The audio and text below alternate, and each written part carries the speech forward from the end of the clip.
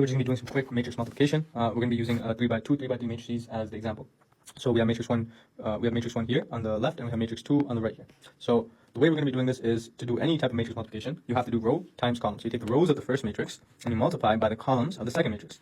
A little confusing, but let's work it out and see what we get. So another thing is the final answer we should get is another 3 by 3 matrix in this form. So there should be A, B, C in the first row, D, E, F in the second row, and then G, H, I in the last row. So let's work out how that works. So first things first, let's look at our position A. So in our position A, we're going to take from our row 1 the first value in row 1, right? So that's 1.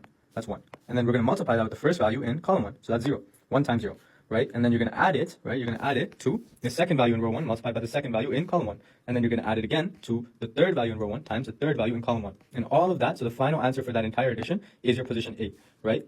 And now if you want to get B and C, which I'll let you try yourself, so if you want to get B and C, you can pause the video and try yourself.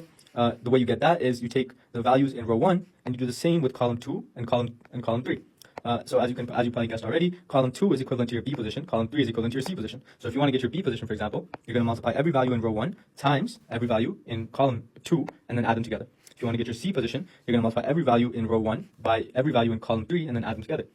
Here I've done the addition and multiplication for position D. So this is for when we're doing row 2 times each column, right? So I've done row 2 times column 1. And again, I'll leave position E and position F, position E and position F here, and position H and position I here for you to pause the video and try yourself. So just a quick overview of position D and position G. So position D is row 2 times column 1, and each value in row 2 is multiplied to each value in column 1 and then added together. Same thing for position G. So position G, as you probably guessed by now, following the pattern, is multiplying row 3 times column 1, right? So if you want to get, for example, position H and position I, you would multiply row 3 to column 2 and column 3, respectively. So this is the final answer we get. And as you can see, we have column 1, column 2, and column 3, and then we have row 1, row 2, and row 3. So once you solve your matrix multiplication, this is also a 3 by 3 matrix, 3 by 3 matrix. So when you solve your matrix multiplication, you should be getting this answer.